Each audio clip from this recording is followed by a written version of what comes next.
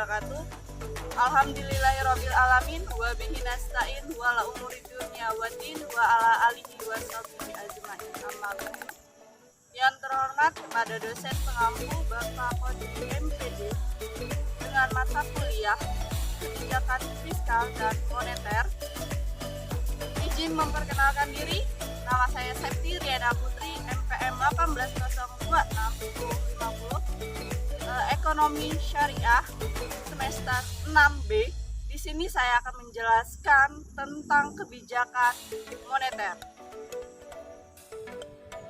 Apa sih instrumen-instrumen dari kebijakan moneter yang diterapkan di Bank Indonesia atau Bank Sentral? Oke teman-teman, sebelum kita membahas topik pembahasan dari instrumen-instrumen kebijakan moneter, terlebih dahulu kita harus mengerti tentang pengertian dari kebijakan moneter. Kebijakan moneter adalah kebijakan yang diambil alih oleh bank umum atau bank sentral. Kenapa bank sentral mengambil kebijakan tersebut? Ya, karena untuk memelihara dan mencapai kestabilan nilai mata uang. Bank sentral atau Bank Indonesia melakukan atau mengendalikan jumlah mata uang yang beredar di masyarakat dan menetapkan suku bunga.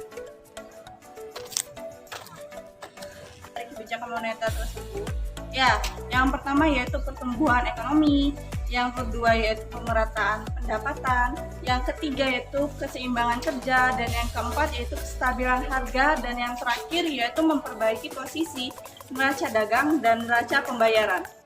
Yaitu instrumen kebijakan moneter. Yang pertama yaitu kebijakan operasi pasar terbuka, yang kedua yaitu kebijakan diskonto, yang ketiga yaitu kebijakan cadangan kas, dan yang keempat yaitu kebijakan kredit ketat, dan yang terakhir yaitu kebijakan dorongan moral.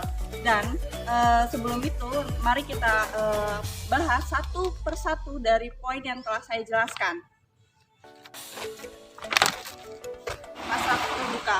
Operasi pasar terbuka adalah suatu kebijakan yang diambil alih oleh bank umum atau bank sentral, dalam hal ini adalah Bank Indonesia, untuk mengurangi atau menambah jumlah uang yang beredar.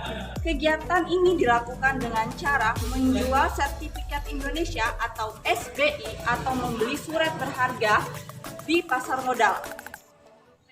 Kebijakan diskonto adalah pemerintah akan mengurangi atau menambah jumlah uang yang beredar dengan cara mengubah diskonto bank umum. Ketika terjadi suatu inflasi di negara contohnya, maka Bank Sentral atau Bank Indonesia akan menaikkan yang namanya tingkat suku bunga.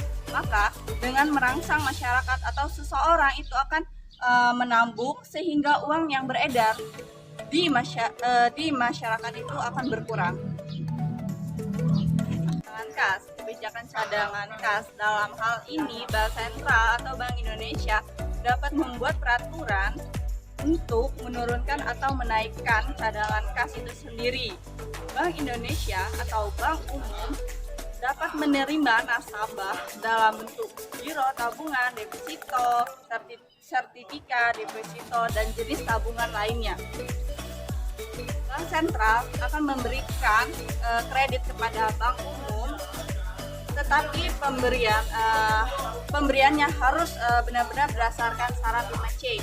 Yang pertama yaitu karakter, yang kedua yaitu capability, yang ketiga yaitu collateral, dan yang keempat itu capital, dan yang kelima yaitu condition.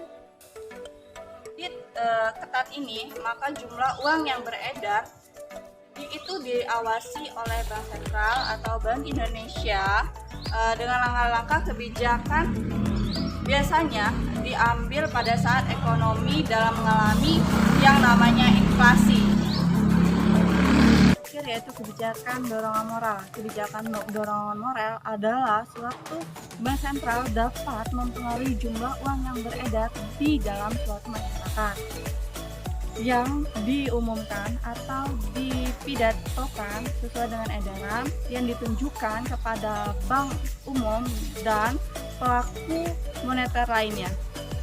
Mungkin itu yang bisa saya jelaskan tentang materi kebijakan moneter. Apabila ada kesalahan, saya mohon maaf. Pada Allah saya mohon ampun.